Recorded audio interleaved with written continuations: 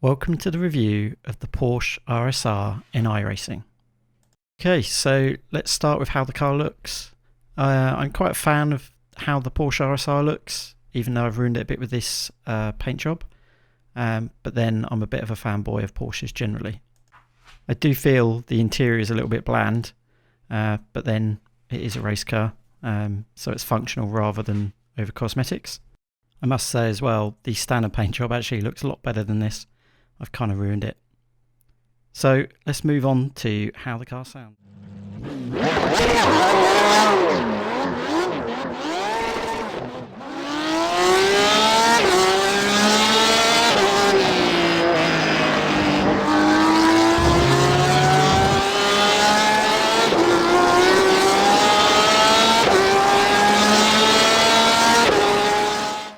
So I think you'll agree the sound is pretty fantastic. Very raspy. The looks, in my opinion, are pretty good, despite this paint job. So let's see how fast it is.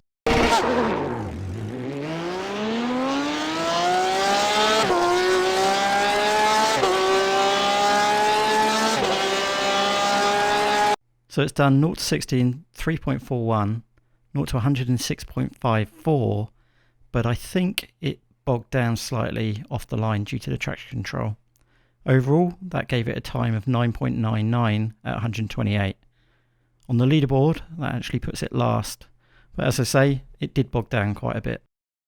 The next test will be top speed, but I wonder if the slight issue with the traction control will impair it again.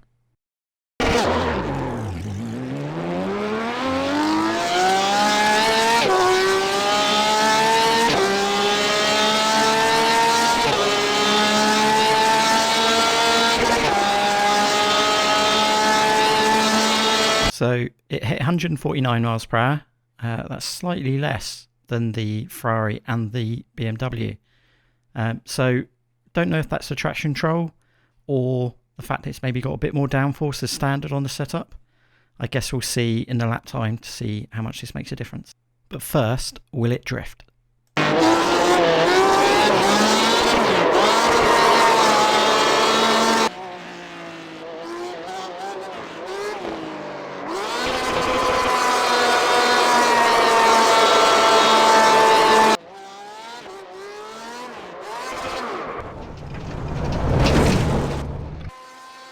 So let's talk about some more realistic handling questions. Ultimately, what is the car like to drive? So it feels like it has a lot of grip until it doesn't. So the car's characteristics is that it's got great turning and a real sort of grippy feel, but then it'll suddenly let go or it'll understeer. So I think the car's really capable of quick times, but it'll be interesting to see whether we make any mistakes during it. One thing I did notice, the amount of traction control the car has can really hold it back at times.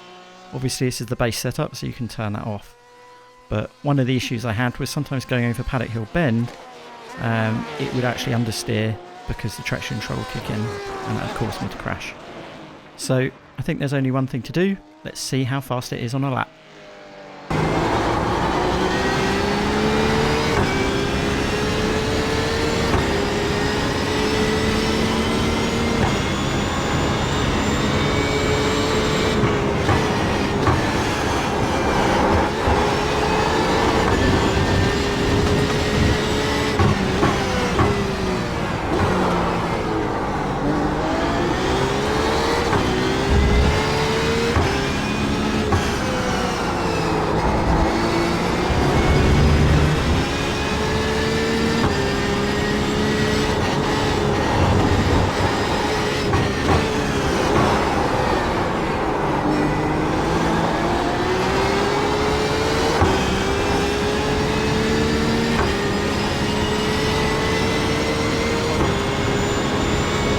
So interestingly, it did a 42.8.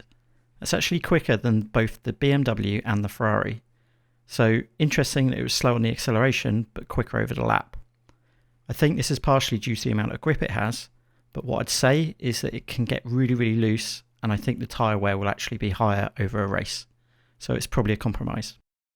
The final thing to see is just how well it goes into a wall.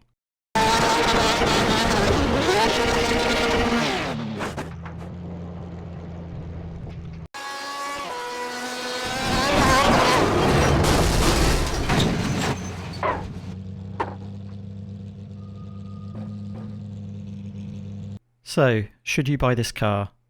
I think it's probably up to your preference. It doesn't have that many series. It tends to be IMSA and some of the endurance series. But it feels like if you like Porsches, get it. Otherwise, you're probably fine with one of the other GTE cars. So let me know in the comments section what you guys think of this car. How you think it compares to the other GTEs as well. That'd be interesting. Okay, so as always, thanks for watching. And if you haven't, please like and subscribe.